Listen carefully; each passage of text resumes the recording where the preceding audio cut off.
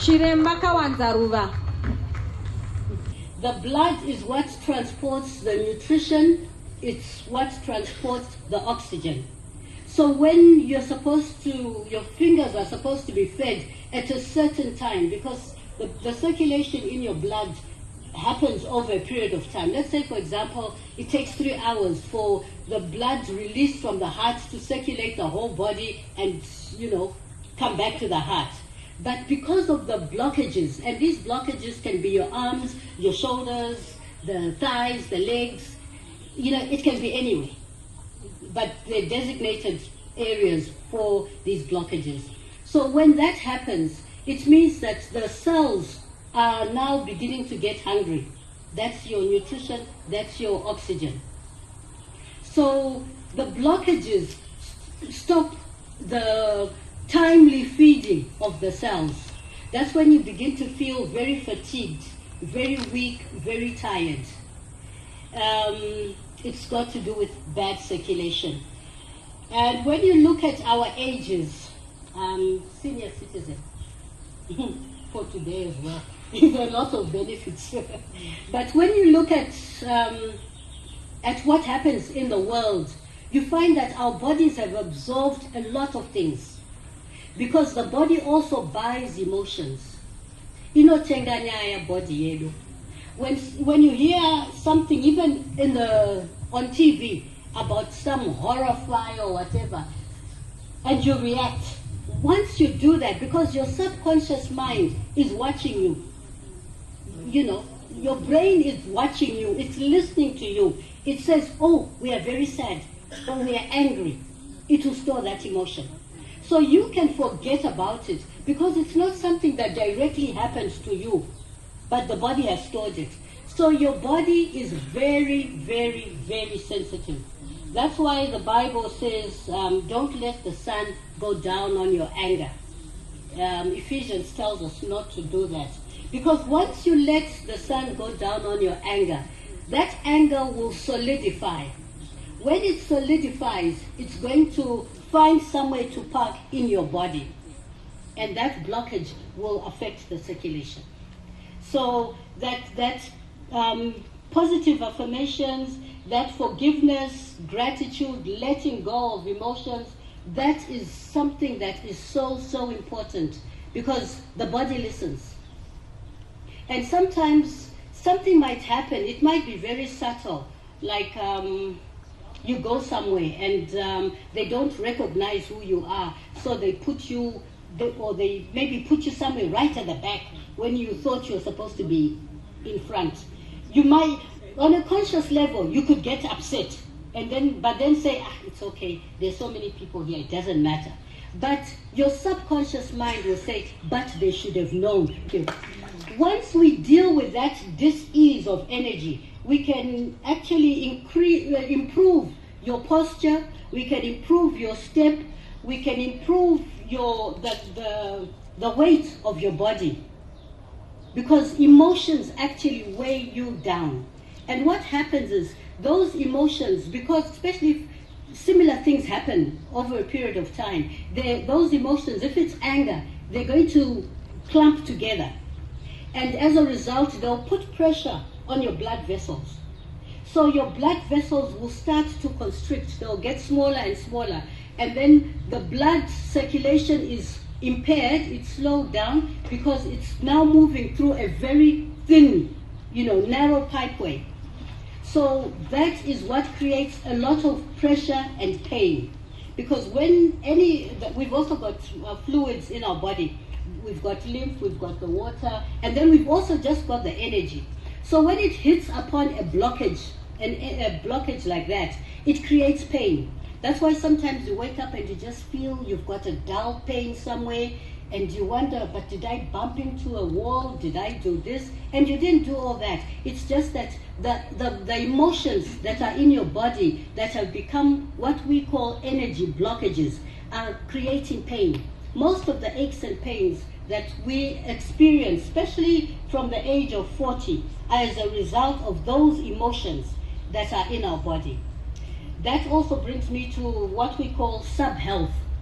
there's a state of health where we are not sick enough to spend the day in bed, but we are feeling not well.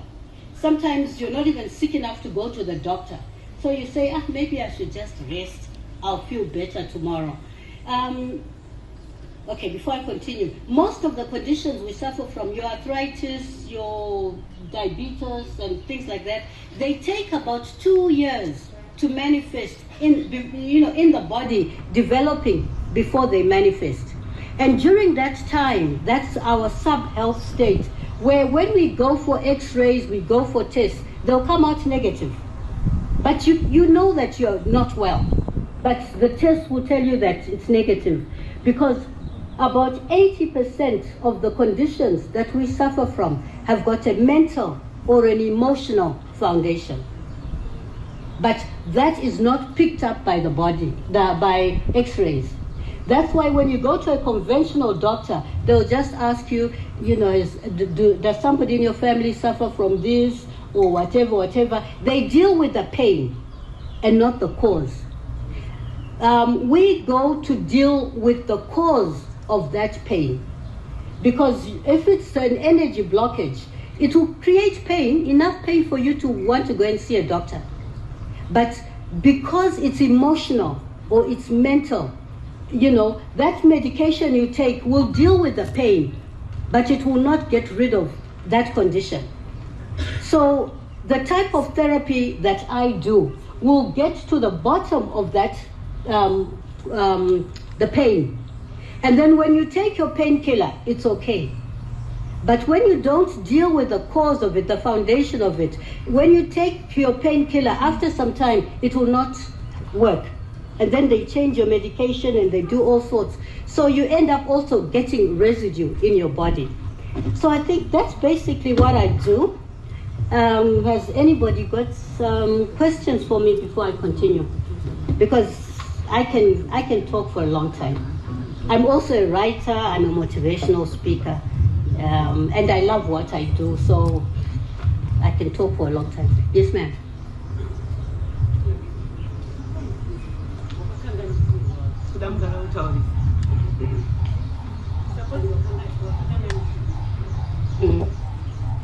Hello, suppose wakakanganisirwa uri mwana mudiki kana even wakura, but that person is now late. Unoita sei now?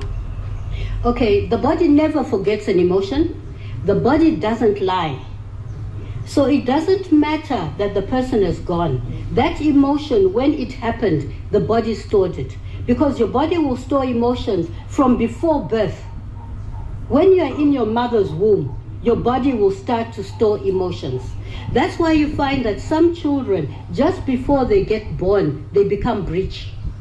If you go through that person's, the mother's life situation at that time, you probably find that when she was expecting that child, she had a lot of hatred, she had a lot of anger, she had a lot of bitterness.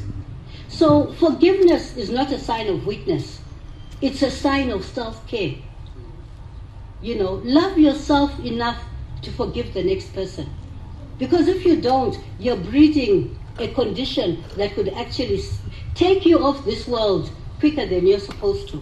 Because your mind will keep on saying, that person. There's a person.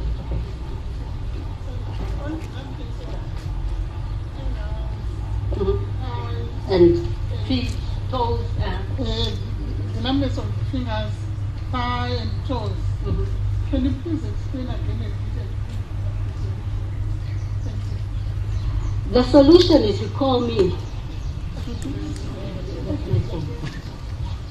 Members of the board, thank you so much for the invitation. And ladies and gentlemen, thank you very much for your time. It's been nice talking to you. Bye. Thank you so much. Thank you so much. Sorry, MC. Masina citizens vabata-batikara vachiona mumwe wavo ambodona tunga explain what happened there. Vatorwa apa vanga vasisiri kuita right, vataona vakubuda. We are not sure, but vatenga pane pavatenga, I won't mention the shop, vatenga kota chicken yavo nemachips ndomva vadya saka vaupseteka saka vari kuti ivo vakunzwa kuda kurutsa takandati munzwisise kuti muti chii ndosaka nditakutodzoka panhau yayo kuti ndosaka nditarega kusevha food panapa nekuti nditasevha food panapa hazvizoiti zvakanaka asi ndinodayira kuti munhu abuda navo ndidhokta vekurapa chaivo vati iwo haisi kolera asi kuti ndofunga vadya zvakati tonorei kana kuti kuda zvavasevhwa zvava zvinhu zvanezuro saka tisapanike chizwa takananga kuti ndingorondedzera kuti Thank you, Mrs. Chole. Thank you, Chiremba. Maita zvenyu yetadzidza vedu venai. Tadzidza. Vaye vanoti handikuregerere kusvika mukufa. Handikuregerere kusvika ndachererwa pasi. Mazviona kuti mozvikonzeresa mega. Iwewe usingaregerereyo kugara wakabatirira chigumbu. Unenge uchitodyara zvirwere mukati menyama dzako. Handitika. Saka ini ndanyatsodzidza kuti handingadzidzei kuregerera. Tell yourself kuti Mwari ndibatsirei ndikwanise kuregerera. Kwete kuti munhu akangopinda obva kuti iro rapinda. Hausi kuziva kuti waita sei, watozvikanganisira waane zvawatokoka mukati menyama dzako. Saka ngatidzidzei kuregerera. Handiti tanzwa zvakawanda mama. Contact. All right. Vari kuda macontact details avo, endai munoona sister mucha. Onai sister mucha ndo vachakupai macontact details avo. Handiti aiwa matowana kama clients pano vakawanda vari kuvada zveshuwa nanzwa nekubvunzwa. Ngativamberere zvakare maoko. Tadzidza vedu venhai. Tadzidza tabetsereka zvikuru. Tinotenda. Muchandiregererawo nachida kuti timbotizororei asi tine vamwe chiremba futi vari pano varida kuti vatidzidzise tozoti tapedza izvozvo tombozotishekei hedu mbichana asi nekuti munoziva ana chiremba ndeve maappointment kutori nevamwewo vari kutoda kutobatsirwa sezvamaitwa panapa saka toda kuti titsvage tishedze chiremba vedu vari pano Dr. Madondo vasvika vatidzidzisewo nezvekuchengetedza utano hwedu hwemazino handiti Hallelujah. Pana singanzwe shona.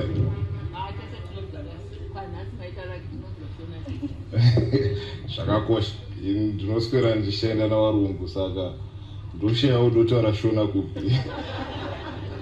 So it's always ngatimbosimukei just kungosimuka. I just want to teach you a couple of things that are actually quite very helpful. Ndoda kutenda chazo chiremba wabva panapa. She was ngwachibata panodzimba nyama. Because kukura kwandaita I've actually realized that the older I get we deal more with my emotions kudarika when we are younger. My emotions are plus are kuungana and she beautifully explained it from when you were not even born. Imagine maybe some of you my 60s, my 70s, all the heads zaungana idzodzo dzese. So just want to just a simple exercise that we're just going to do for us to relax, for us to get a stretch, to go now concentrate for our next event. And this munesa rondo onandis. Munesa rondo onandis. Now to stretch maoko edu chakaendesa kumberi takada izvo nai. So we're going to count to 10 and tichiavhura nekuavhara. So it's 1, 2, 3, 4, 5, 6, 7, 8, 9, 10. Toramba takadayandika. Makumbo edu tsoka dzedu dzekumakumbo idzo. Tsoka handika. We're going also to count to 10 tichidzi what kutsoka itsoka idzi maoko edu achiri straight akadai handika. Dzinonzi matoes anonzi nemushoro zvigunwe zvemakumbo naka. Saka tikuita to 10 again handiti tichange tichibatsirana nemaoko handitika. 1 to release, 2 to release, 3 to release, 4 to release, 5 to release, 6 to release, 7 to release, 8 to release, 9 to release, 10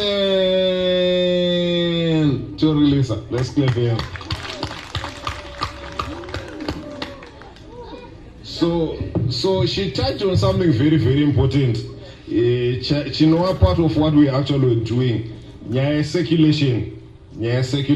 It's very, very important. Saka mnona masoja akamira munogona kuona vamwe achingodona akangomira akadaro inyaya circulation. Ukamira nguva refu ukasaita any movement, circulation inoita shoma. So masoja anodzidziswa kuti paunenge wakamira uri paattention unenge uchitswinya tsoka dzako kudai.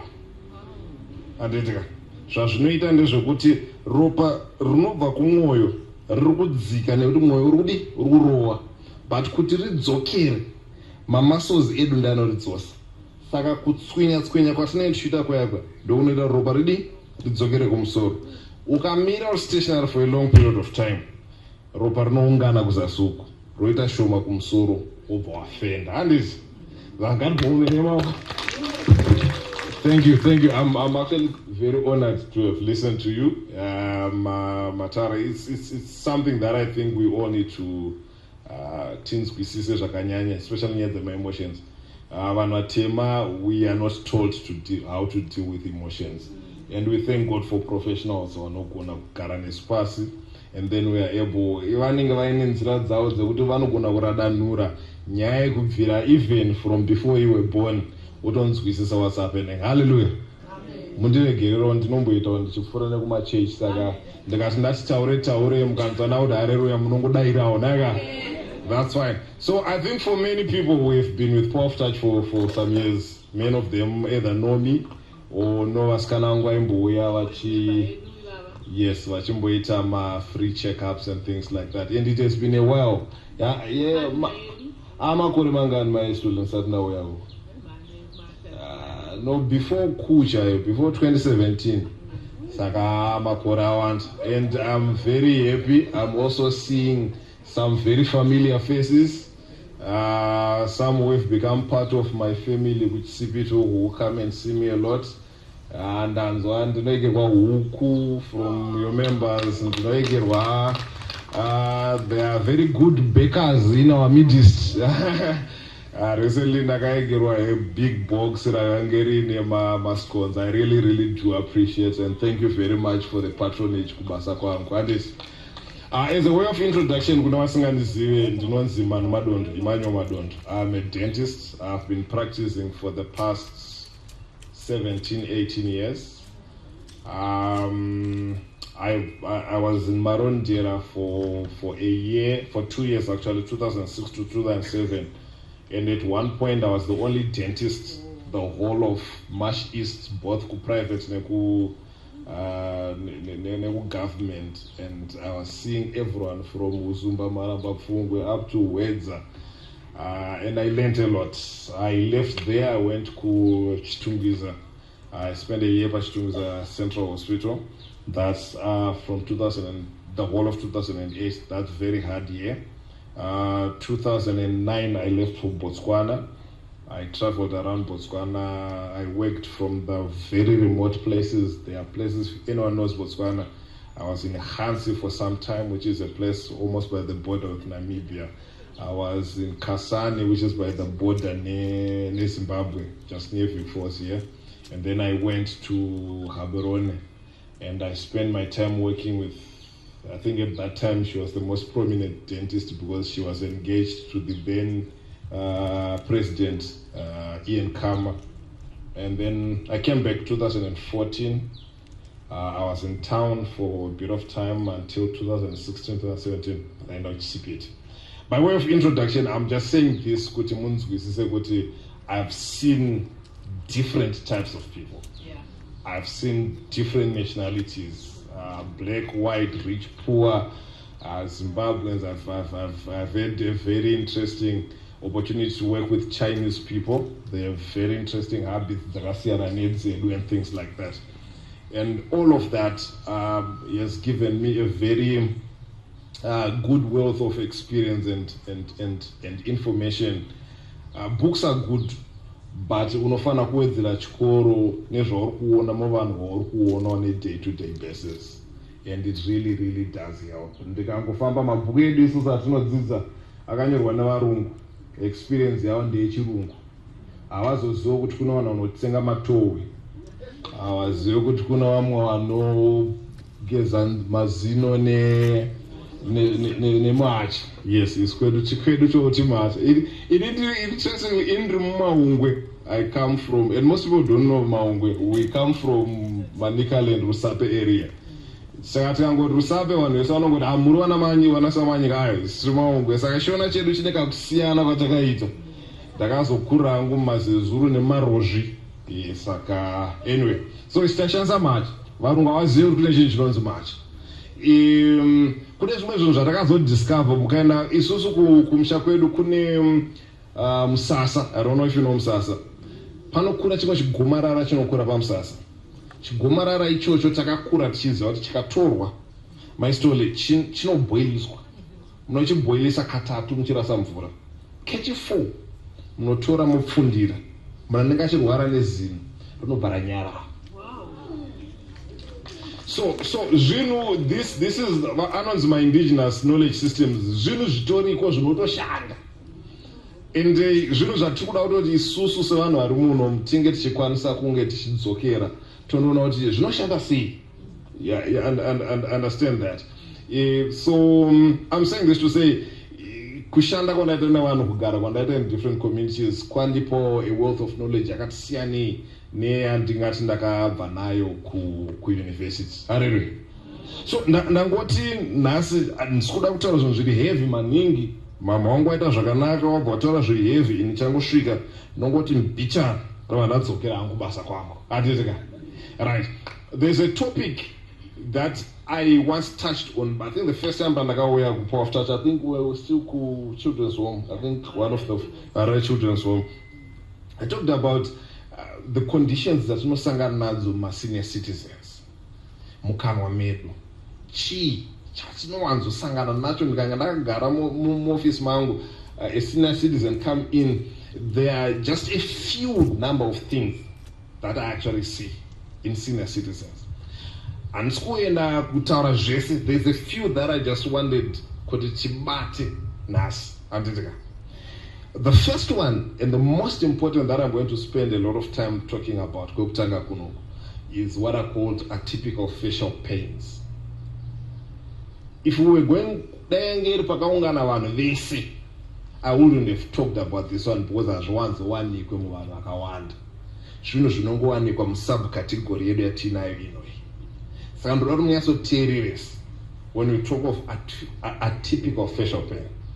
Munhu azhinji anoziva kuzondiona anenge aine this condition, munhuwe anenge atomboenda kwakawanda. Kumwe anenge atoenda kunana chirembo wenzeve, unotaswa munzeve monzi munzeve hapana chiri kurwadza. Mumwe anenge aenda kune manonzi ma-ear, nose and throat specialist, undotariswa kuti pamwe mukati umu ona hapana chiri kurwadza. Kazhinji munoenda kunana chiremba vamwe kubvisa mazino because munenge muchifunga kuti zino rakati ndori kurwadza. As kazhinji kacho, it's not all of that, but it's just a pain that's there. And dovetailing with what she's saying, it's actually what we call a psychosomatic pain. Chinhu chiri kuti chiri kurwadza, yes, is real, but chiri kubva mumusoro. And we see that a lot among senior citizens. So kana ukarwadziwa nemukanwa, ngatitsvage dzimwe nzira dzekuti tirapwe nadzo dzisiri dzekubvisa ngaiwe the last option, because vanhu vazhinji tiri kubvisa mazino iwo asina problem, asiri mazino ari kurwadza, zviri zvimwe zvinhu zviri kurwadza. Right. In the early 80s, when Zimbabwe had just gotten independence, and I always say this, hurumende yedu yakanga isina mari yekuti tienda madentist akawanda. Saka vakatora vanhu vakanga vari muzvipatara, manesi, even vamwe vakanga vatori even ve-Red Cross, vanga vari manesi aids, vakandodzidziswa kubvisa mazino. kuti chiwewe chinobata sei, zinorobviswa sei. When I've worked with them, they are very good at what they've done, because I worked with a gentleman who had been doing that from the 70s. He had no other qualification except that I got up Samazino. The problem, what that created was, any problem kanomedu, solution yai kubvisa zino. Saka ndosaka muchinzwa mamunofamba muchinzwa wanzi mushonga wezino kubvisa. Because already at one point, no I will show away go. But we've moved from there. Zinorka Rwadza, there are many things that we can do. Mukashika Basamango, I have many machines, Zinorapama, Zino on different levels. Because Handi Isama Zino Rwadza. So I'm talking about a typical fisherman. These are pains usually. Usually it's one side of the mouth and we take x-rays, the bone is okay, but it's something that's bothering the patient.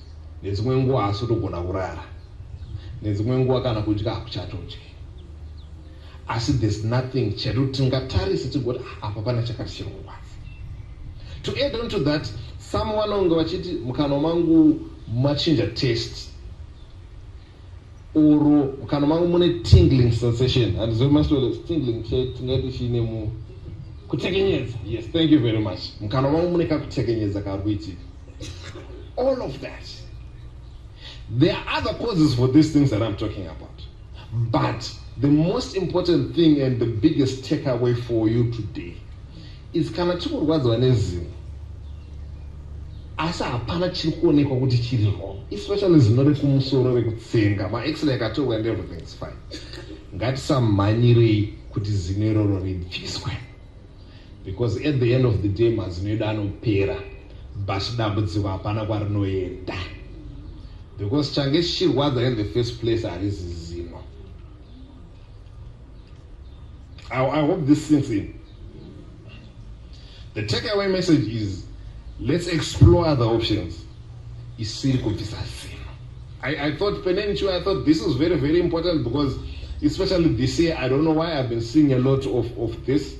It is connected also to issues of stress. Most people who have had traumas, especially earlier on in life, it starts manifesting in their 50s and their 60s. They start having those atypical facial pains. Maybe they were working in high intensity jobs, and then all of a sudden that job is no longer there. You have retired, you've been retrenched, you are now just seated at home. We see that a lot. We see also in people who are alone. That's one thing that most people don't think about. Kugara wega, it's actually a problem. Unogona ngochigona kuzviitira zvinhu zvako zvese, unogona kubika, unogona kuchera mvura and everything, but you need company. Munhu ungotaura nyaya kana kuti anenge akagara apa ake wakangogara apa. Company is very, very important. And so my first takeaway before I go any further is, kana uri kunzwa uri kurwadza mukana mako zvausikunzwisisa, handiti pana zvinonaka or anything, ukaenda kwachiremba ukandotora ma-x-rays and don't go kuti tibvise zino before tamboitama ma-methods ekuti hallelujah. I don't want to be too deep. I don't want to motara tifambe tiende mberi. Handitika chechipiri chandinotaura nacho ndeche tooth loss, kudonha kwemazino kana kupera kwemazino mukama. Handitika this is something that almost munhu wese ari panapa is experience. Almost munhu wese ari panapa is experience. Kuti haana mamwe mazino mukama. The biggest cause of tooth loss kana kupera kwemazino tisu. Ana chiremba wamazino tisu tinobvisa mazino evanhu. But it's not supposed to be like that. Ndikudzokera panyaya yangu yekuti mushonga wezino hakusi kudii kubvisa. Zino rinorapika ritogara riripo, ugosvika 96 dzako sawa mugabe mazino ako uinawo. Mushonga wezino hakuzi kubisa. handiti, because tikabvisa mazino edu tichataura the problems that will start having kuzasuku zvakonzereswa nekuti ipapo munhu paanouya achirwadziwa nezino zveda hachachidi chinhu ichi mungano make chamurwadza. And I understand that because ndinotsanangura hameno vakamboita vana vanoti hanzi nhumbu zino zinorwadza kudarika nhumbu. Chokwadi chazvo handina hangu asi that's what I've been told.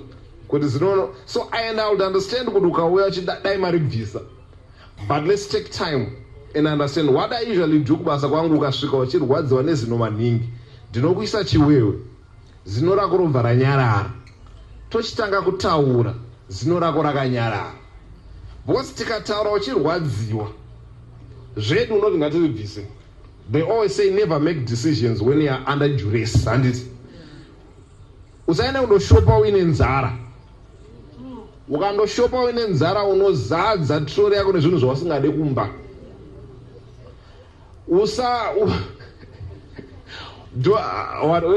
Never make a decision when you are in love, because unovhevhetedzwa ukaita zvimwe zvinhu zvisizvo. And chechitatu, don't choose your meal uine nzara, because unodya zvinhu zvine macalories akawandisa kudarika aunoda. Saka ibva wagara makusena uziva kuti manheru ndichadyei. Ukada kuzochuza manheru ya unogona nhasi ndikandidye keke, which is not good for you. So I'm saying, when you come ndinokuisa chiwewe zinoronyarara, tozoti zinonyarara toti right, but tina iyi option yatinogona kuita pazino redu. So the first and most important cause of tooth loss is the dentist. The second is, the gum disease. Nezinokwakauya vamwe mama, very nicely dressed, and she sits there and she's like, mwanangu, zino rangu riri kusheka from nowhere. Handizive mazino angu inini, she's 61, mazino angu ndogara ndichageza zvakanaka and everything. And zveti ndikatasamukana mao zino ravo rengera kutosheka nemaoko kudayo. Vatatora x-ray vataona zino rangu sara rakabatwa nematadzi, bhonzo hapasisina. Ichi chirwere chinotanga tichiri vaduku. Patinenge tichigeza mazino edu tiri vadiki, ropa richibuda pamazino, it's a sign that mukati mune chirwere chiri kutoitika. I always say this, and kana makambondinzwa, I always tell people there are things you don't ignore. You don't ignore a swelling, you don't ignore pain, and you don't ignore bleeding. Anyway, kana riri gumbo, kana uri musana, don't ignore swelling, don't ignore pain, don't ignore bleeding, because those are signs that something is happening. So paipa paunenge uchiri mudiki, mazino ako achibuda ropa paunoageza, kana ukarumarema inonzi apple posara paine ropa, it means that there is a disease that's happening. Bhonzo redu riri kutojikika. Paunozotanga kusheka unonzi ava vachembera, nekuti mazino avo akudonha. Ayo kuchembera hakudonhedze mazino. Chinodonhedza mazino chirwere chematadza. Chitezo chechitatu chinogona kuita kuti mazino edu abve zvichibatana nemi, inyaya yekuti mazino edu anenge aora. Shuga yatinodya yaya painodyiwa nemajems ari mukanwa medu zvinoprodusa acid yodya zino roita buri kana rakurisa tikasvika pamwongo wezino, zino rinorwadza. Now zvinhu zvese zvitatu zvandataura izvi zvinobatana pakudzoka, pakuti zvinhu izvi zvine chekuita nekukura kwatinenge tichiita. The older we get, chirwere chematadza chandataura ichi chinenge chichifamba with time. Takes maybe kuti unenge uchiluza 2 millimeters per year, then multiply by the number of years that you have had the disease. 10, 20 years tinoguma mazino edu alusa. Sugar zatinodya, the older we get, we tend to eat more sugar. That's very normal, because the older we get, but taste buds edu anofa. Saka kuti tii nyatsonake paimbonaka ne teaspoon 1 takuisa matatu. It's very normal. It's very normal. It's very normal, because tunonzwa twacho kunaka mukano tunenge twakuta tichi. Ndosaka mcho ini ndirambuya wangu with 100, she turned 100 in August. When we see the only things that she wants are sweet things. Saka vanenge vane guchu ravo remaswisi avo vanochuwa mabubblegum even now at the age. It's no more because the older we get, my taste buds edu zvinonzwa kutapira kana kuwawa mukana wedu zvinoita zvichipera. So we need more stimulation. Satenda kuda shuka dzimwe dzakawanda.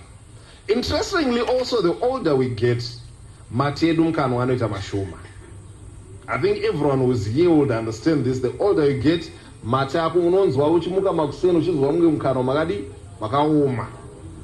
That's a result of a number of things. Chekutanga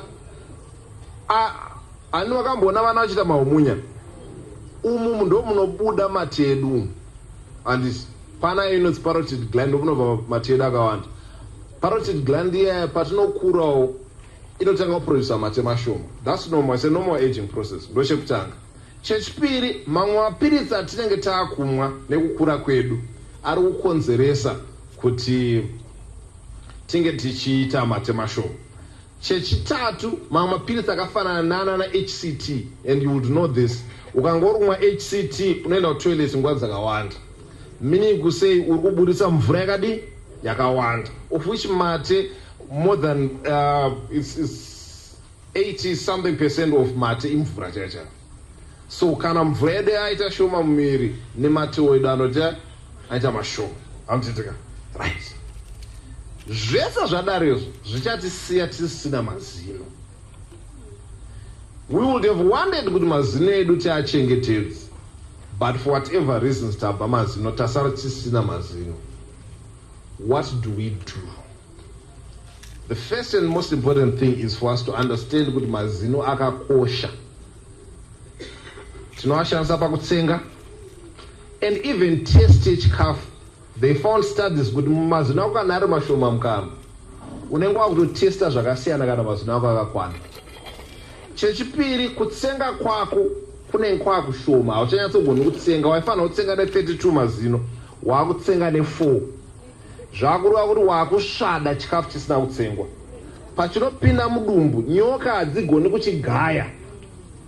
Wakuchiburisa. Saka vana vanogona kunge vari kutenga zvinonaka zvese nemavegetables nei iwo ngoramba uchipera miri. Not because hausi kudya, asi kuti hausi kukwanisa kutora chikafu anonzi manutrients aya nemavitamins. Hausi kukwanisa kuatora because wokumedza chikafu chisina kutsengwa. Tikunzwisana? Chechitatu, zvinotorwadzisa mudumbu. Ndanyoka dzedu hadzifanira kungoti iri ngori pisi yenyama yopinda yakadaro. Kana ari maputo anopinda chiri chibage chakadaro. Painoedza kugaya paya wakugaya zviri kugaya zvinhu zviri solid zvinorwadzisa mudumbu. Chechi4, and most importantly, it will make us look older than what we are kana tisina mazino. Handizvo? Ndotoona as we are chewing vane mazino akawanda neane mashoma zviri kutoonekwa. Because kana mazino amashoma unenge wakuita tumwe tumaskiri mukanwa wamo unozva kuti unofanira kukanda uku. Hazvifaniri kudaro naika. So my message is very simple. Chekutanga ngatiedze kuchengeta mazino edu arimo. Like I said, isusu madentist, we are the biggest cause yekubva kwemazino. So make sure kuti paunoenda kwachiremba wako, you do not insist on having them taken out. Ndochekutanga. Chechipiri ndechekuti kana abva, let's try and replace them. I'm not going to bore you with details, but mukaenda unoona ana chiremba vanokutsanangura the methods that we have. Izvozvo awanda ekuti tireplace mazino edu. Kubvira kuna anobva aya anonzi madangers, kuna anonzi mabridges ekuti tinenge takabata rimwe zino kuti takaisa rifeki pakati. Kwamazuva tane mamwe anonzi maimplants, takuisa mascrew mumatadza medu obata mazino edu. You'll have a new set of very good teeth anotsenga kana mabhonzo. Right. Ndakugara hangu pasi. The most important thing chandati ndisimuke ndekuti munzwise zvinhu zviviri. Chekutanga and most importantly, mushonga wezino hausi kubvisa. Izvozvo kana mukatadza kunzwa zvimwe zvenyu zvandataura, the most important thing, mushonga wezino hausi kubvisa. So mukarwadza mukanwa, and you can't even find kuti parwadza nepapo chiremba wakatasa. There are means and methods that we use to treat all of those issues without taking them out. Ndochekutanga chechipiri, kana tatoti hatisina mazino aya, let's try by all means kuti tiareplace. Should increase our quality of life. And it, one of the things that I know we don't talk about, but which is very real, everyone has to look good, has to feel good about the person that they're seeing in the mirror. And it's but wrinkles achanga aripo, but kana uchismile zvakanaka wakatasa mumira uchizvionawo, you feel zvinotosipana with my endorphins and anotokwirawo, and you feel good about yourself if you are happy with what you are seeing in the mirror. And it's weird. Chechipiri, when we don't have teeth, hatisi kugona kunyatsodi kudigesta chikafu chedu, and then health yedu generally suffers. Handiomberewo mawo. Ndichangotora maybe mibvunzo miri mitatu chete. Ini musati matora mibvunzo. Ndoda kupa testimony. Mibvunzo munopa henyu, asi ndoda kupa testimony. Thank you, Doc. Ava ndidentist vangu ivava. Vari kundirapa mahara nokuti vakati hanzi uri kuita basa guru kuma senior citizens. Saka inini mazina angu anoitwa mahara na Dr. Madondo. Ndokumbira mutipire kutenga. Zvavari kutaura ndezvechokwadi. 2 months ago ndakaenda ndikati Dr. ndatouya zvino iri rakuda kuchibviswa manje iri. Zvikanzi naivo timbogarai pasi ndiudzei kuti zviri kufamba sei. Vagondicheka vagocheka zvikanzi iri ndo randisingafi ndakabvisa kusvika kana ndichiri mupenyu harifi rakabva zino irori. Ndikatauzve Dr. riri kundirwadza zvikanzi ndiri kurichengetedza. Ndobva vandipa treatment yaro. Inonzi chii? Root canal treatment. Ndobva vandita root canal treatment. Ndobva ndadzokera kumba ndikati asi Dr. rinenge tiri kurwadza zvikanzi no. Uyai ndiri ndobva vaya vaita something else. Zvikanzi after 6 months ndoda kudzoka this is my baby. I'll come on taking on it. Because zvinobva simba kwaraita kana mabhonzi ese ndakutokanda kusaidi ikoko. Saka Dr. Madondo vari kutibatsira. It's okay. Thank you. So, just a couple of questions. Details, and yes. It's okay. Thank you very much. Now, go and get my last remark. Thank you very much for that.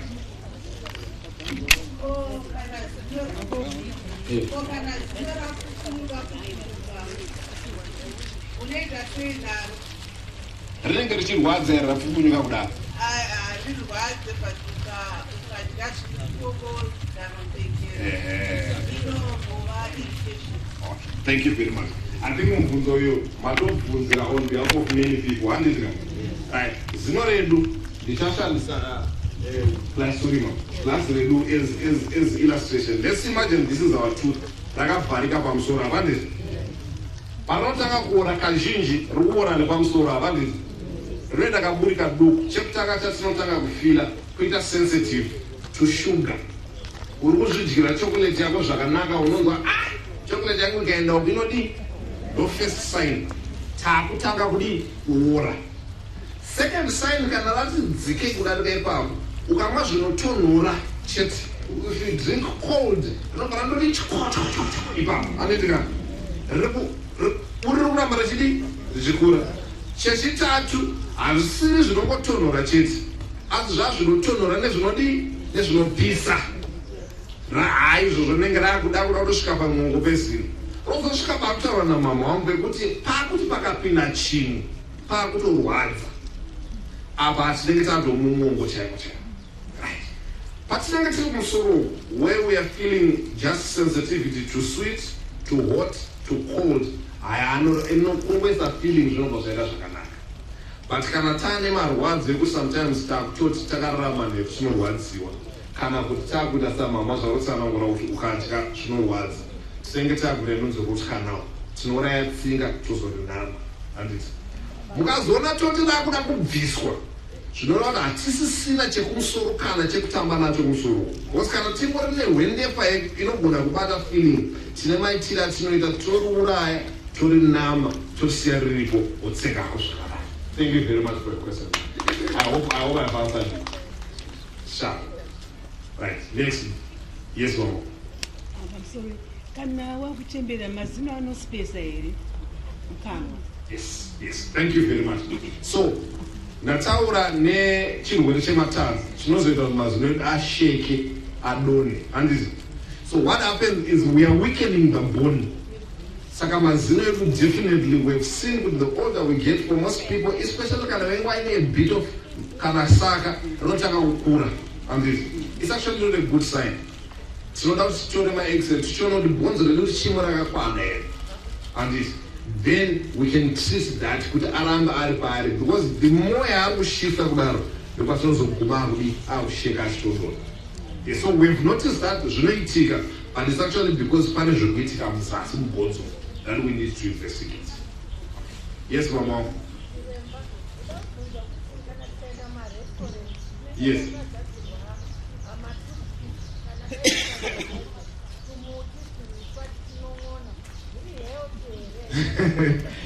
Vagona mubvunzo wenyu right. Isusu hatikurudzire matoothpick. Toothpick utori muti, idanda chairo ratiri kuisa. Rinoita zvinhu zviviri. Chekutanga, it actually forces mazino apart. Chechipiri, inouraya matanza. Because panosangana mazino, pane chinyama chiripo. As we are putting the toothpick, chikuramba tichipushira pasi. Saka mukaona ukatanga kushandisa toothpick at a particular position mukana mako, uchangoramba wangoshandisa toothpick. Inonzi pachirungu vicious cycle. Kuti ukatanga kushandisa uri pavhura a little bit more food comes in, and the more the need to use a toothpick, the bigger the hole gets. So we usually try to encourage vanhu kuti vashandise mafloss. Mazuvaano kune tumafloss turiko tunotengeswa turi pakamuti kudai. It is very easy, especially for our senior citizens. It's very easy to pin the pagadoli, but clean. If you have Hama Zuna UK, Kana South Africa, there's something called a water peak. Yes, yes. Thank you very much.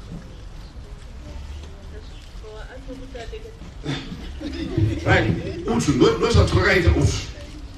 I think Mutano himself gonna agajita $1 for truth, right? There are still places where you can find this. And this. Kumberi kwacho.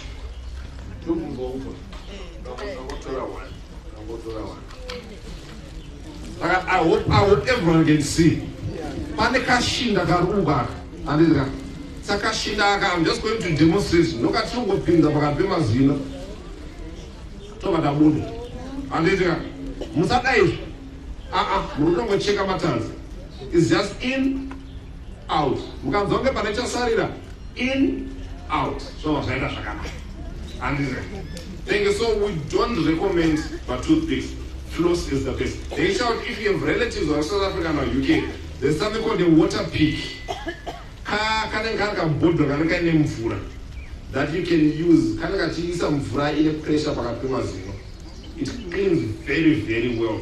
In UK and South Africa is actually very, very cheap. If you can, then just have a group. You know the water peak. You use that. You get a battery. Your peanut clean up our mass. Must be natural. Last question. Okay, so what is this for? And that's what anymore. Yes.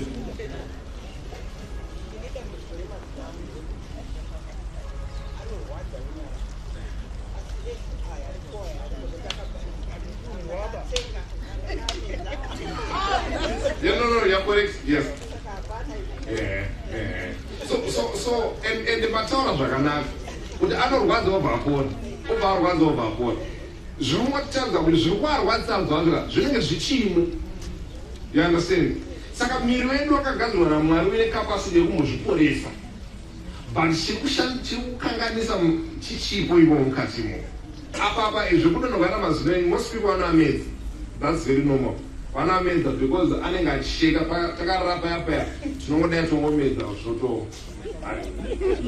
Kana pakudya zvinongobata nazvo. No, it's okay. I hope I've answered you. Yes, Mama. ndoda kupa kutenda netestimony Yes, yes. ndakauya nenyaya yemazino iwayo ndichitarisa kuti ndopamakanditi mama munoziva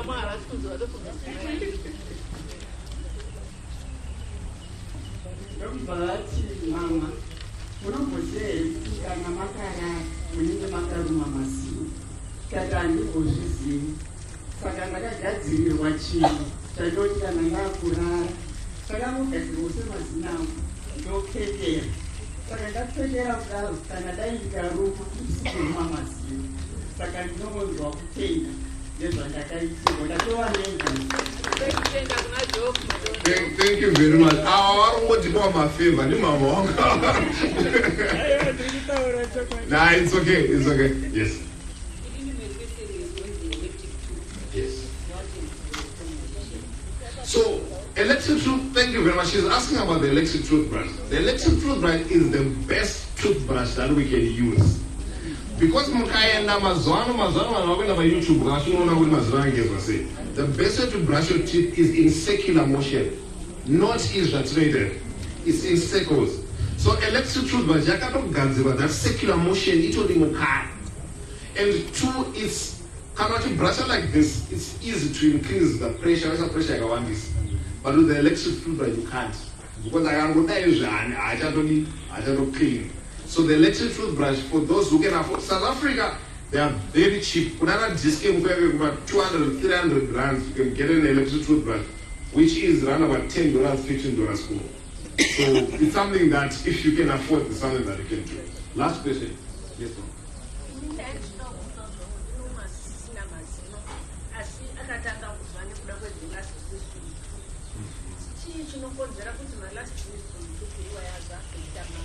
Because pandakatenda Dr. Tilima wachirikola akatorwa x-ray wakatafundisisa wakatiratadza kumira wakandidzisa richiro asi yasaiwa vanhu vese vanga vari paraini waakutozeza waiona pesi dzauta vachandirikonda vakabuda neni kwenda pa20 paya kugomo kuchiri kugomo kwako kotora mapirisi kuti wanditi kuti ndiende kumba but the other ones dzakatongoita kuti kodo dzisingobviswa kudaro saka ndakazoona unga muzukuru wangu ari kurwadziwa kuti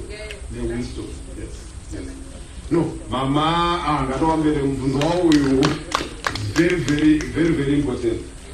Mama manje mazuano zvatonyanyisa muvana vaduka darika mazera enyana. Vana vaduku mazuano vari kukura shaya dzavo dziri duku pane mazino anenge ari mukana. Saka mazino ekumapeto haasi kubuda zvakanaka, anobuda akandotarisa kumberi kana akandotarisa kusana. And zvinenge zvakakosha kuti at the first sign yekuti akuti problem sobva taribvisa risati ratanga kuaffecta mama on two ways. Chekutanga rinotanga kupusha mamwe mazino, chechipiri kunoungana chikafu, magerms obva awanda mukanwa, gum disease yandikutaura yobva yaitika. So very important for muzukuru wenyu. Ana makore mangani? Yes, ngakurumidza atondoti itwa attended to. So risati rakanganisa mama. Right, thank you very much. It's always a pleasure. Oh yes, it's always chinhu chakanaka kuti ndichitana namama wangu. Anyone akauya kubasa wangu would know what everyone who comes, especially Basina said, I always try to find time kutaura nyaya.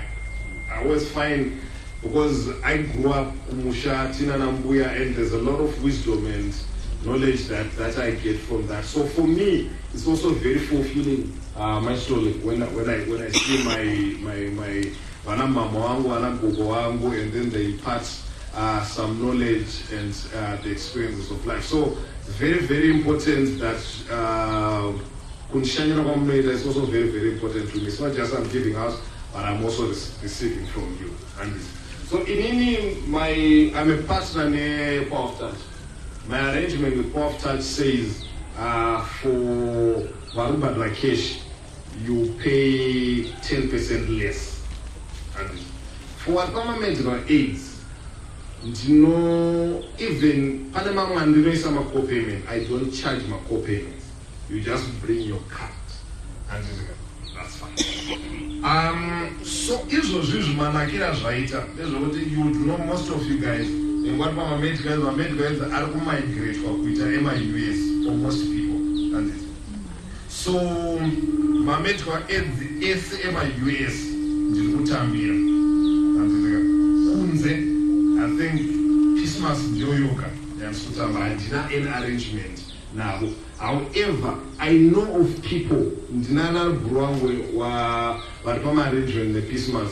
If you ask me, I'll let you know. Go about doctor, and again, most of these guys are not even charging co-payments on premium. So if anyone has a question about premium, you can always get in touch with me. You know, we'll refer you to people that I know who are to premium or circuisa co-payment. So Simas, Alliance, First Mutual, Flimas, Maisha, Onv, Selmed. If you're coming in, you just mentioned you're coming in from Power of Touch, and this Pascano wanted to say, if there's something that they're not understanding, I want to go there and move to the Shiremba, and then we'll see you. I think Christmas yoga, and exclusively at Sirutubata, or package. But for everything else, Nasiama Kad Kuna Mucha, you can always get in touch if you have any questions. Thank you very much. Naita basa chiremba, naita zvenyu. Hanzi mushonga wezvinokuita sei?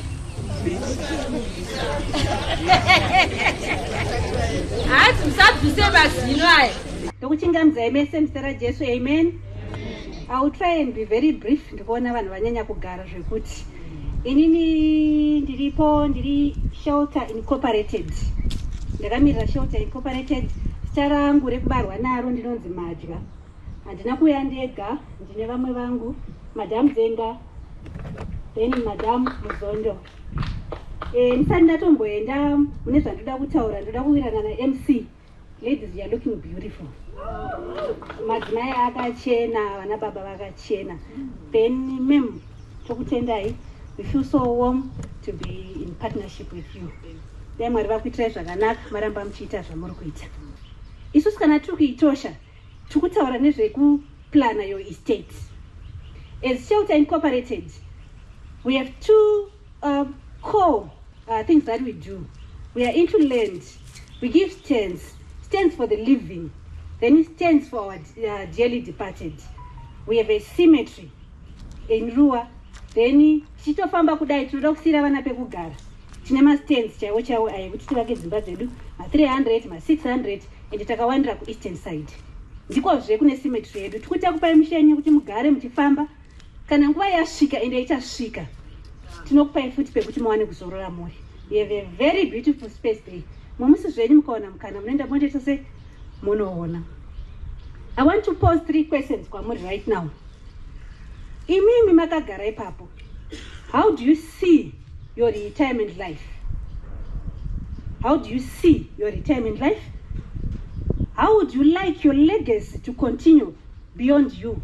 How do you want everything that we have achieved, that we have worked for tirelessly to continue? There are so many questions. And it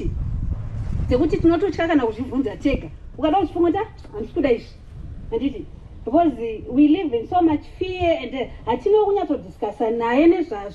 we don't even know. I mean, correct me if I'm wrong there. But it's just too good as the social gardens. We want to help you there. Then it's never one not I need to talk.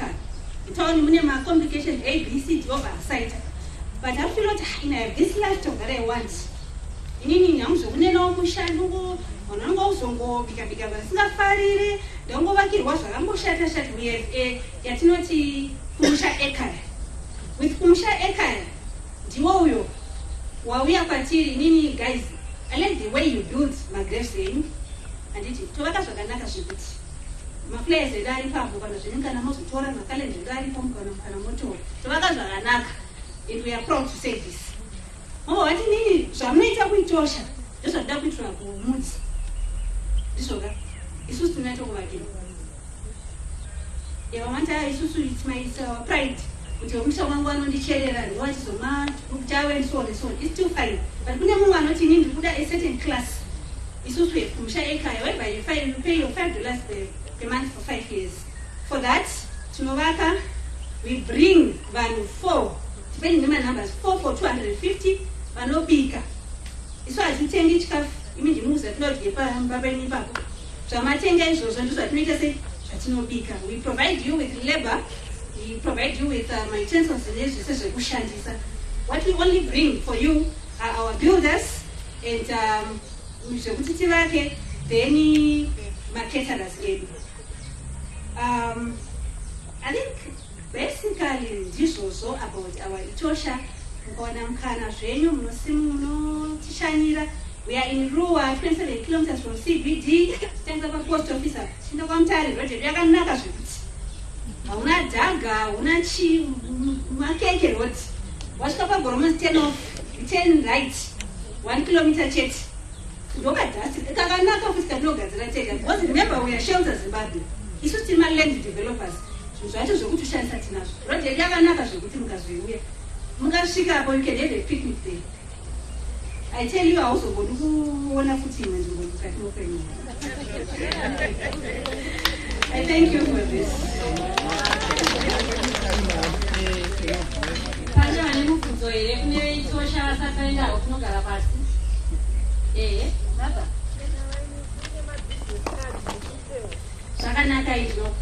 Okay. Then it's a table up. That's where most of our materials are. My calendar, my flash, sorry. Any questions? Oh. Yes, ma'am. Okay. $5 for 5 years. Thank you so much for that. Just like Yandati Moacha, you pay $10 per month. Same as Yandati for Kumsha AK5, you pay $5 per month.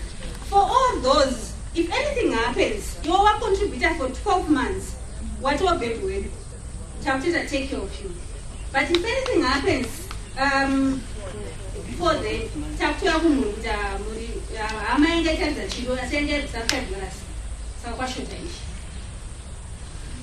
okay. Then yes, ma'am.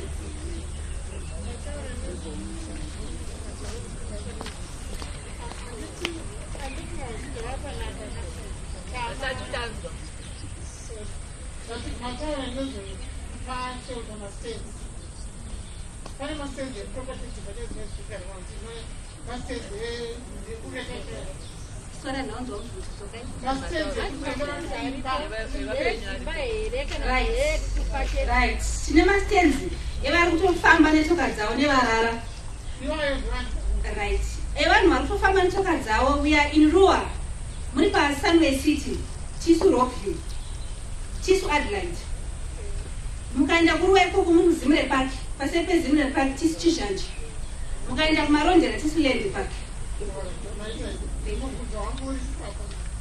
Kuti vachinji vari vanapata amapenshini munozokwanisa here kuti toya nokuti kutenga property yakadaro panoda 1 panoda income yavanova kuzobhadhara mwezi vanozvikumiwana maincome edu isisi amapenshini yakoni 2 kazhinji vanoda inhambo pesi saka mimiita munozvikwanisa sei imimi mukauya handitya ndotokuudzai kuti chishanje scheme chishanje for cash it goes for 11.5. But if you choose kuti inini ndikuda ma-premiums, inichakuudza kuti the longest you can have is 3 years. No police. Handitya. Then ndiva ndatokuudza kuti deposit yako is this and this and this. Imimi kana maita serious buyer, manyatsotoona kuti inini ndikutoda asi zvakamira zvakadai zvakadai. That's a different issue. Inoenda kupresenta ine zvandiri kufamba nazvo. Makutogara pasi, then kana muchiagreeya zvamunoagreeya muchiita probably a tailor-make program. That would be something else. No, very well. Thank you, my touch. Shelter. Answer Shonita, Benkere Zimbabwe, Kugara, Kanamshinja Mazuka Paspan, Musango Garam, Sika, Canada, so Papa's Palum just went up to Nugar. They wouldn't just see as a Murugare. I did Mark end up with Zim and Sakasaruza, Angosa, Olympic can offer. You can choose to put Nepti Marine and Area Koya, but the Randitica. aiwa tinotedza iko zvine zvinoda kuti timbonzwawo ultimate health varipo here? Yes, can you come and give us something then?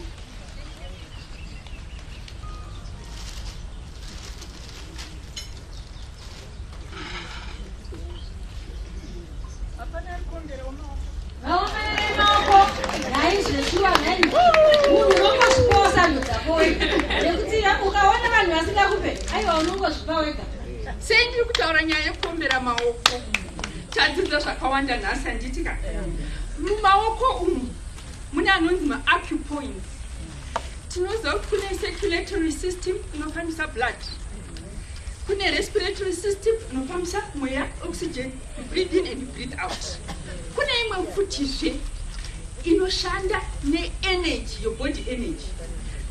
Manzwa vanga vachitaura nenyaya yekuti your body inogona kutoprodusa ma-toxins kana ukatsamwa nemamunhu nechinechi. Saka this energy ma-acupoints ari mumaoko akwaya ari kunobata heart, ari kunobata your kidneys, your liver, everything. Saka when you clap your hands, saka ndatichimboda kutoti mutozviomererawo nemimwe maoko. When you clap hands, you are exercising your body. Okay? So you are saying good morning heart, good morning, and you are reviving yourself. The other thing chandinoda kutaura zvizhinji tatozvinzwa ende zvinoenderana nezvatinoita futi. The other thing is munhu kusikwa kwawakaita wewe at least pa120 ndopanofanira kutanga wakuti if anything happens now chichiri kuitika. Saka kana uri under 60 you are still a youth. And kana utori under 100 you are still a youth. Ndikubva vanhu vachitaura kuti chembera you don't have to. In the business that we are in, not kuchembera huda. Saka this is why we are here, and we have partnered with Power of Touch. We have exciting programs taking place. But I just need you to know one or two things. Okay? I won't keep you long because the time we are there. There are 4 stages. Yeah, kuti uve neutano iwewe handitika. Kune first stage ndeye kudetoxify your body. Kuti detoxify, we are saying kubvisa ma-toxins. Ma-toxins aya anopinda sei. How do these toxins get into your body? The food that we eat.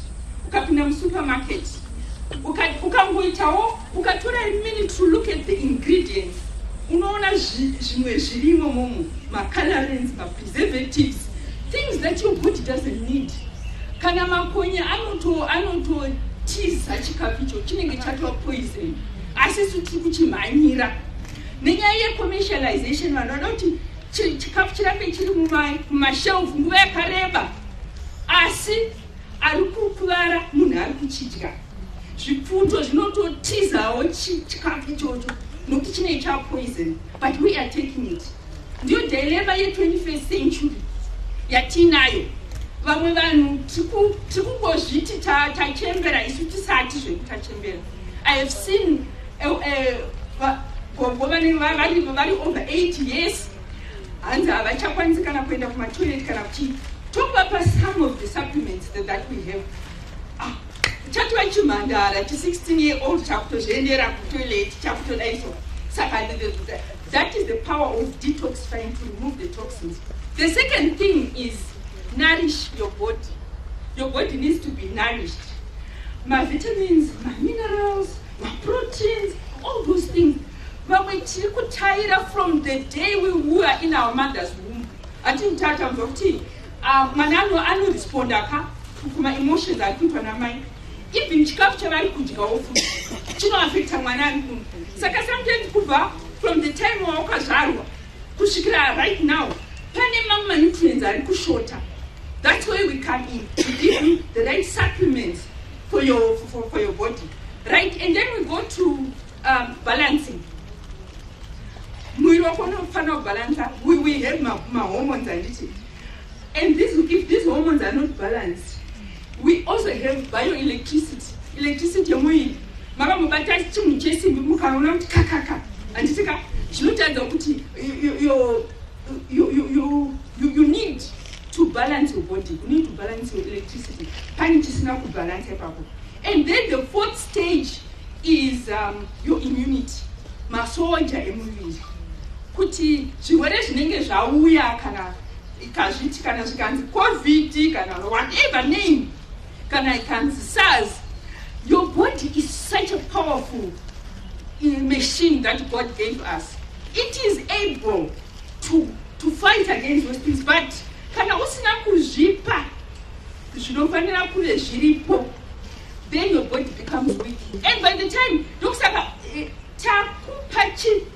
takutsvagirisa zita rokuti old age, it's not old age. It's just your body has been tolerating so much, so many toxins, so much deprivation. Hausi kuzvipa zvinofanira kuve zviripo mumwiri wako. And now it's starting, but it didn't start now. Pane inonzi sub-health. About 85% of people vari sub-health. Sub-health is a lot of people. And ndinongonzwa zvangu pain here and there. Asi I'm okay ndoenda kubasa. Kurara kwangu hakuna kunaka, asi you are still going, you are doing your things, but uri kutorwara, uri murwere. Asi hauzvizivi, and you think it's normal. Inini I was like that. As a pane pain and nengonzo pana. Kubva ever since I could remember. Nengonzi it's a stitch. It's a stitch.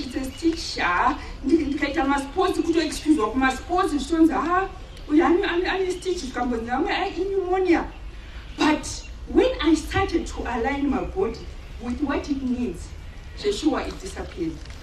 My period pains akaenda. But the biggest testimony that I have, Mama Jara family. Oh, she's not here. So is she here? Oh, Mama Jara, she's my biggest supplier. I get a lot of products from her. But she also knows this testimony. I had a lump in my breast which was growing, but I guess not pain. So it was most likely cancerous. My test anangopenza kuitwa because I then miraculously came across something that helped me naturally, and I didn't have it. And then what also happened, but later found put into operation, and it was going to be an urgent operation. And then I also had a goiter, and I to go to operation. So what we are talking here is real and Jamaica. Okay, so we have my supplements and no address all those categories to make sure where you have a healthy body. Saka, if I say my supplements, everyone knows what I'm talking about. My health supplements are natural. In nature is best. Go back to nature.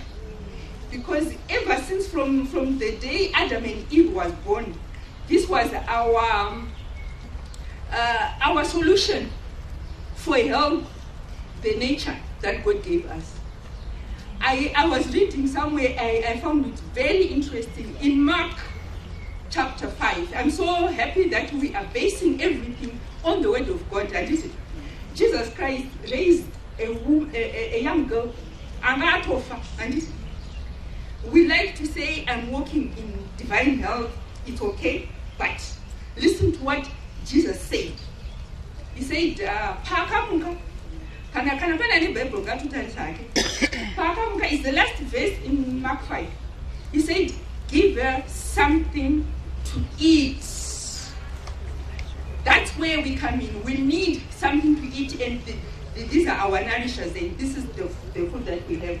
So we also have personal care products. Nourishers. Pane personal care. My sanitary pads, my toothpaste. If I just do a little demonstration, because as a woman, most of us are women, but we all affected, whether you're a man or whether you're a woman. for about 30 years, some people go up to 50 years. But in menstruation every month for all those years. Over the year, you are doing it 12 times, month in, month out. What are you using? I've got, I want to do a very, very short demonstration. I'm sorry, it can be any pad. I just want you to see what happens to a woman, where some of those problems are coming from. It's not my gynecology problem. It's not just always, please. I'm sorry that I just took this, but I want to demonstrate. It can be any other kind of farai, kind of chi. Right, first of all,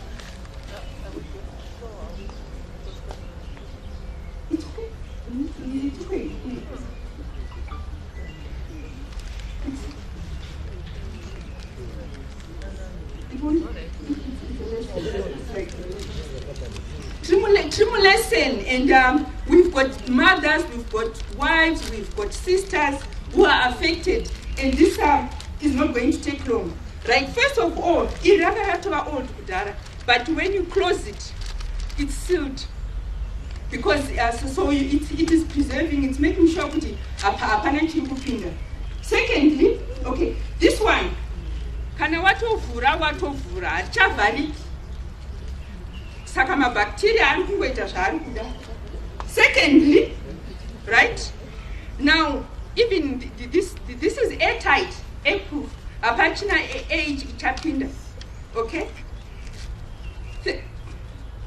takuvhura takungoita quickly so that you can see pane zvamunofanira kudzidza nhasi mugozozivawo mangwana.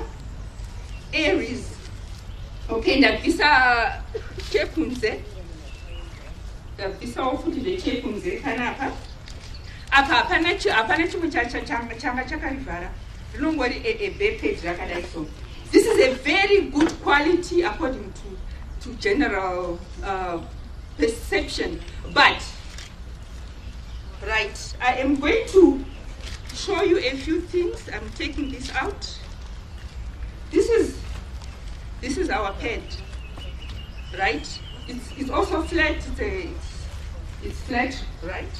Now, how much water? Because you can also use it as a protector and everything. Equal amounts of water.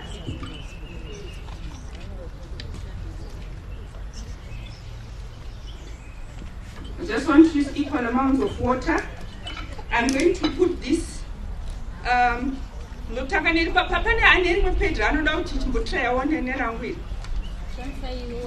Okay. So I'm going to put water in here.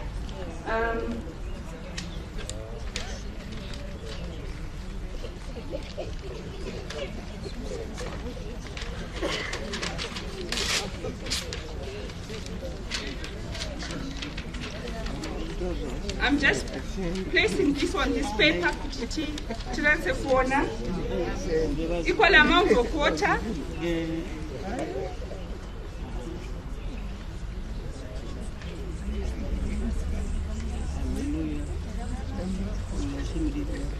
I take it to the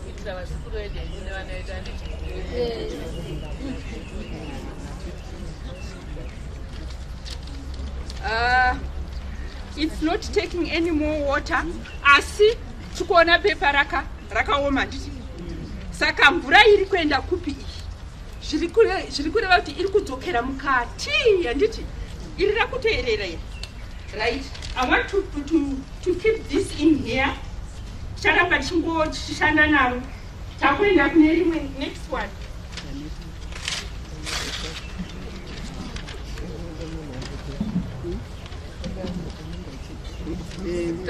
Takutanga kudira futi zvemvura.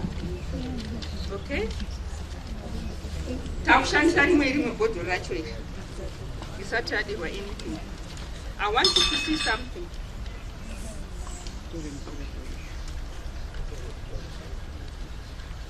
Kumboisa equal amount yandadirapo. Tsono tichi chiri kuitika pano.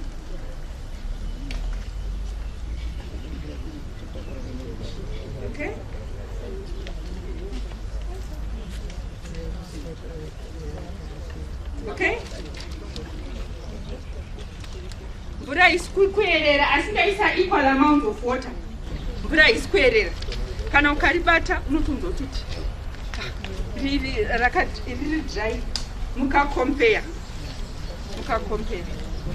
right because nenguva ine layer malayer kuti zvakawanda anoita murikuona ichi chepakati apa we've talked about oxygen iyi yakanakira futizve kuti kuchibereko nezvine zvese zvinenge zvichiitika because uri kubvisa zvirwere makensa ayaya zvinenge zvichirapa right saka ndoda kumbodzosera ndodira mvura Just the thing is, sorry. Especially for one those who are for the okay. Nutrition, so okay.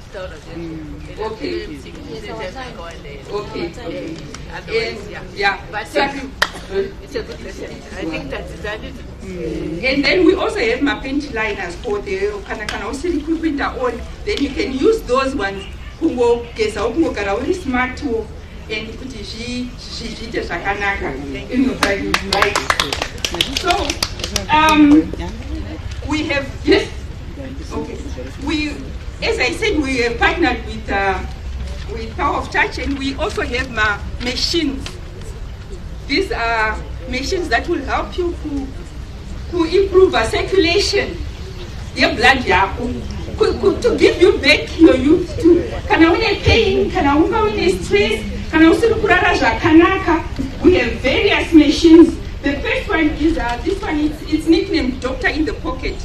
You can carry it with you. You can put it in your handbag. Kana parike paine pain, you can go there.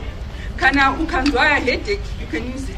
Kana usiri kutadza kurara, you can use it. Kana BP yako yakwira, you can also use it. How?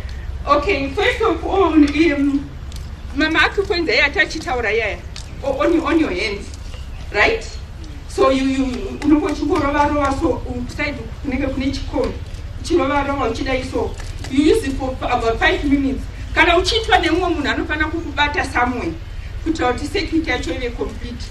Makuru points anoonekwa kuti zvepasi petsoka saka uchirovarova futi zveuchiita straight uchirovarova uchiita straight. You use it for 5 minutes. You can also use it even for as an emergency. Pamwe BP yomunhu yanyanyisa kukwira sterect. So you can use this Doctor in the Pocket. There are two types. Ese anoita pakawanda pain itching, and then we also have a machine which is at the office yeku Power of Touch. When they invested in that machine, I was like, oh, this is so powerful. You go on there, you just relax, and my points ese anobatwa even if you can go in a pain, it will help you. So we're saying if you get our product, if you get the product, you'll be able to go on that machine for free. Oh wow! So you can. How much are those? So I'm sorry, how much are those? Oh, the apparatus it's 180. Yeah.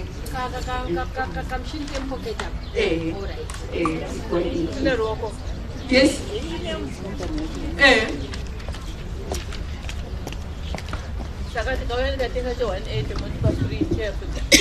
Oh, okay.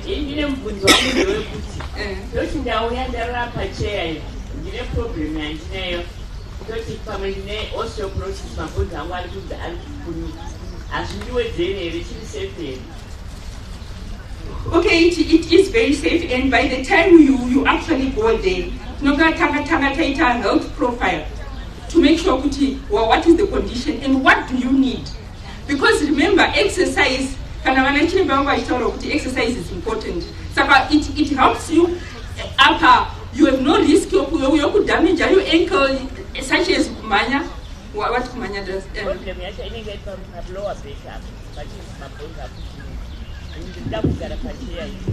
Okay, it actually depends on the severity of your problem.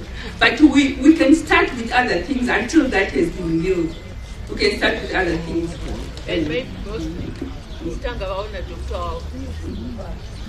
Yes, please. We don't say kana uri pa mapilitse BP chimbowaregedza ipapo kana kuti chiti kama mapilitse sugar kana kuti we you need to work with your doctor. A lot of the doctors are now coming and they are realizing vari kuti munhu mwana chifungo chachangonwa mapilitse BP kusvikira ameno. What happened? Ika, you don't need those tablets anymore. Kora say it's because so that's how they get to see. Even though you don't need this medication anymore. You don't need to do this anymore. Okay. I think in short, we can say you have been empowered. I think vakagarapo munozopiwa futi nhamba dzavo namusha. Hamusi maneta nekugara maneta handisi ndoda kuti musarudze handisida kuita dissector. Tine 2 malessons asara, then toita modeling nedancing. Saka muda kuti titange nechii zvinoita here kuti timbotamba tozodzoka togara pasi kana kuti vari kuuya vongoti ga handiti hatisi kuda kukudzvanyirirai. Ende vatauri vacho ngatiwouyewo tichiziva kuti tiri kutaura nevanhu vakuru vaneta nekugara. Handiti ka pane vekucrutchweld here. Crutchweld tivatambire vauye havo vatidzidzise zvavada kutidzidzisa. Ngativaomberere maoko. Nyangwe taneta hedu maoko edu hanzi anotipa chi? Anoita kuti blood circulate. Sorry. Ndakamiririra kucrutchweld nini handipo pakudzidzisa, asi ndoda kukuudzai kuti kana tine mamobility aid anokwanisa kukubatsiridzai kune vakunetseka nekufamba, macrutches, walking frame, then vane vachizoziva about information pertaining to mamobility. Alright, ndikuti kune vachadawo mamobility aids anokubatsiridzai pakufamba. Tasiya mabusiness cards edu nemaflyers kuna mucha, then vachadawo kunzwisisawo kuti zvinoshandiswa sei, zvinoadjustwa sei. Munenge muchizongotibata phone number dzedu dziri ipapo. Thank you. Maita henyu ava vabva vati ga handiti ka asi handisina kuti vari kuteera ingoti ga zvaita asi munongodzidzisawo handiti ka ava maudzwa vanoda macrutches, vanoda zvifambiso, maaids ekuti vafambe zvese hanzi munonzwa namucha anokudzai madetails acho. Ikwezvinezvi I think tane vari kutipa presentation yavo yekupedzisera tisati taenda pazvinhu zvatinazvo. Handiti munoziva kuti mazuva ano kune nyaya yanetsa nevana vedu nevazukuru vedu ava, nyaya yemadrugs, nyaya yemutoriro. Tinavo vanoziva nezvazvo vanokwanisa kutibatsira kuti kana tichinge tosangana nedambudziko iroro tinoita sei. Ngatiteedze vemubatira pamwe vauye vazotiudza vagotidzidzisawo noti tinoita seiko nevazukuru vedu ava nevana vedu vatinetsa muZimbabwe. Thank you. Mazvita makadii zvenyu vabereki? Makadii vabereki? Nguva zhinji inini hangu ndiri kanatural microphone, saka pandikutozoti muri kundinzwa handiti? Zita rangu ndinonzi Mebo kana kuti Tendai, ende mufaro wangu mukuru kunge ndichitaurawo pamberi penyu so nekutiwo ndakarerwa nambuya. Saka ndakatokutarisaiwo murana gogo vangu, murana mama vangu, nana baba vangu, nana sekuru. Ndonzwa kufara zvikuru. Sezvamanzwa zvataurwa na-MC wedu, paita dambudziko guru. Dambudziko iri nderemadrugs. And there are so many reasons why vanhu vari kutora madrugs. Madrugs haasi kusarudza kuti ndikuda vadiki, even kuvakuru futi ariko. Haasi kusarudza kuti tikuda vakomana, even kuvakadzi kana nekuvasikana zviriko futi, handiti? Saka isusu semubatira pamwe zvatinoita inonzi drug screening neconsultation, whereby tiri kuinteracta nemi vabereki muchititsanangurira dambudziko ramuri kusangana naro. At the same time padrug screening apapo tiri kugara nemwana kana hama yenyu yamauya nayo iri kuda rubatsiro. Saka isusu tine maflyer atauya nawo, munongotionawo pese patiri, mukangoona orange chete aiwa haisi time yenet 1 imubatira pamwe, handiti? Saka tine maflyers atinawo anonyatsotsanangura zvinhu zvese zvatinoita. Hatingobati chete nyaya dzemadrugs, tinobata futi nyaya dzeutano hwepfungwa yatinoti mental health pachirungu. Vanhu vakanzwa kuti hanzi mental health vakutoti aiwa munhu anopenga kana kuti dzinotwanya kana kuti njere dzarasika, handiti?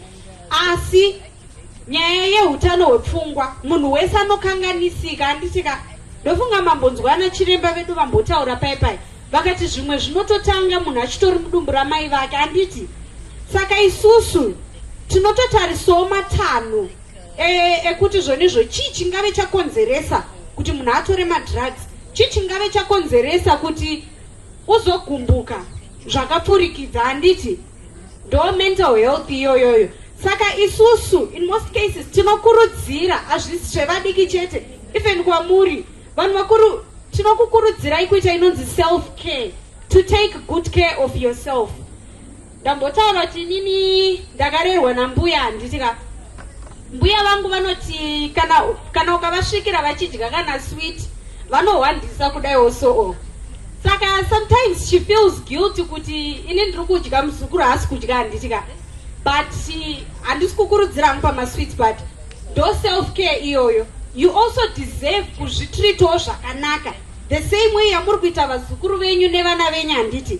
Also isusu tinoita free counseling maSaturdays. We are located pa number 26 Wendy Drive kuBelvedere. Tinoita ma-free counseling sessions ekuti imimi munouya kana muine nhau dziri kukushungurudzai kana zvinhu zviri kukunetsai, moita sei? Motaura nemapsychologists atinawo, handiti? Ya, naipapo ndinotenda hangu nemukana watapiwa. Ndichasiya nguva ino kuna MC yokuti takadyiwa nenguva.